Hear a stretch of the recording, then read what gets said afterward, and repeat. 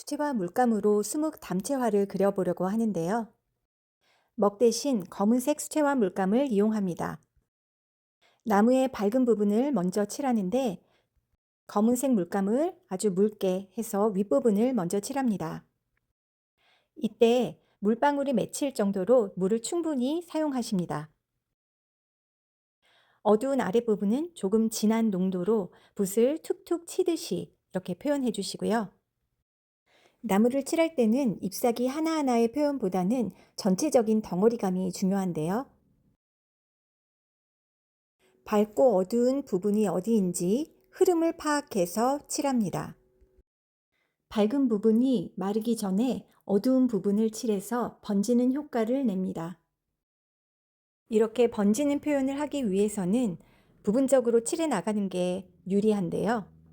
왜냐하면 부분이 아니라 전체적으로 밝은 부분을 칠해놓고 어두운 부분을 표현했을 경우는 미리 칠한 밝은 부분의 물감이 이미 말라서 어두운 부분을 칠할 때는 번지는 효과를 내기가 어렵기 때문입니다. 그리고 또 주의해야 할 점은 붓을 너무 작은 붓으로 사용하시면 붓이 물을 머금는 것이 작기 때문에 금방 말라버릴 수 있습니다. 보통 초보자들은 겁이 나기 때문에 작은 붓으로 물감을 10개 사용하는 경우가 많은데요. 그렇게 되면 붓의 물이 충분하지가 않아서 번짐 효과를 내기가 어렵습니다.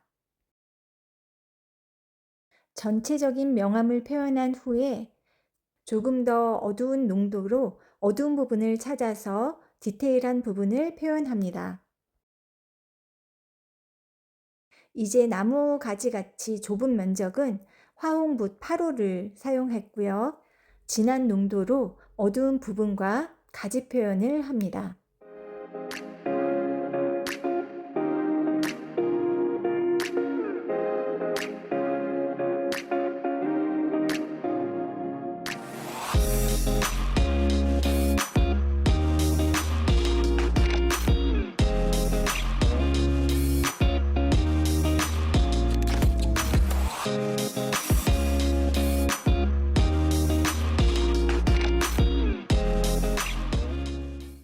집을 그릴 때 주의해야 할 점은 나무와 같은 자연물들은 조금 삐뚤어져도 괜찮지만 건축물 같은 그런 것들은 직선과 기울기가 매우 중요합니다.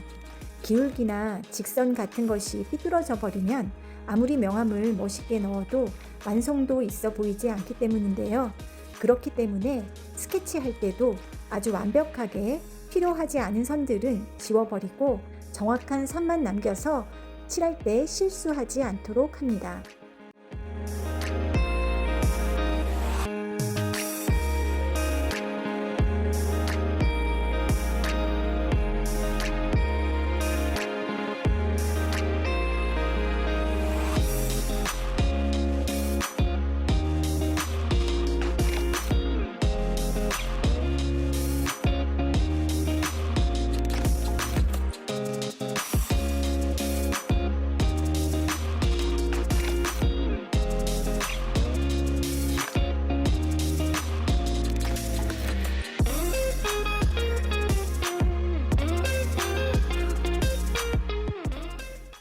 나무의 윗부분 가지가 지붕과 겹쳐지는 부분이 있는데요.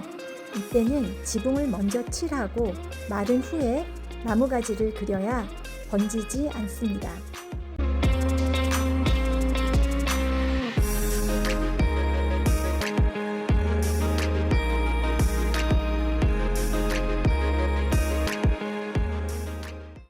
지붕을 칠할 때는 물감을 아주 얇게 사용하여서 집의 벽면보다 밝게 그리는 것이 좋습니다.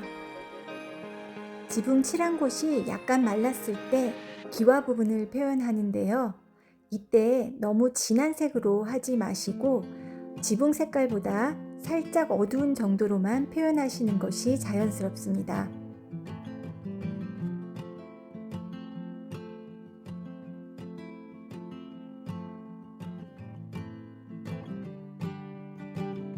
지붕 앞에 나무가지는 반드시 지붕이 마른 후에 해주시고요.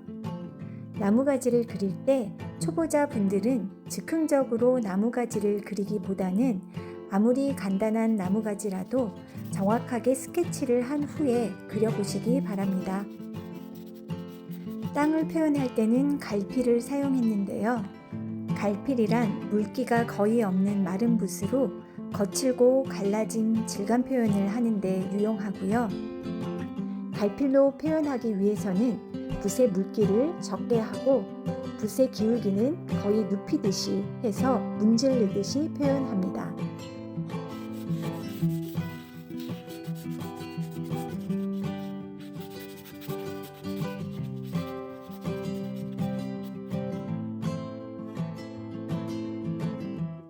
나무 뒤로 보이는 뒷산은 경계 부분을 살짝 띄어서 칠해주시기 바랍니다.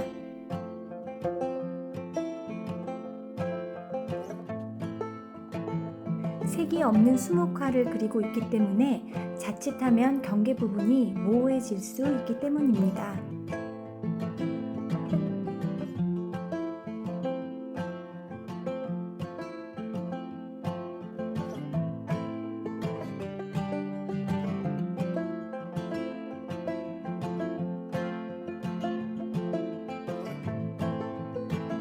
뒷산을 칠할 때 지붕과 만나는 부분을 살짝 어둡게 표현하면 공간감이 더욱 뚜렷해집니다.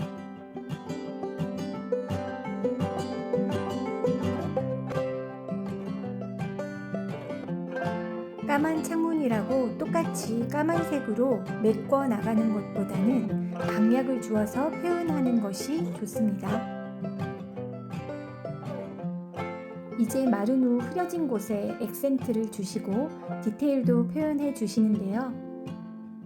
이렇게 검은색으로만 그림을 그려보면 물 조절하는 방법과 명암 단계를 집중적으로 연습할 수 있는데요. 여러분도 수묵화의 멋스러움을 느껴보시기 바랍니다.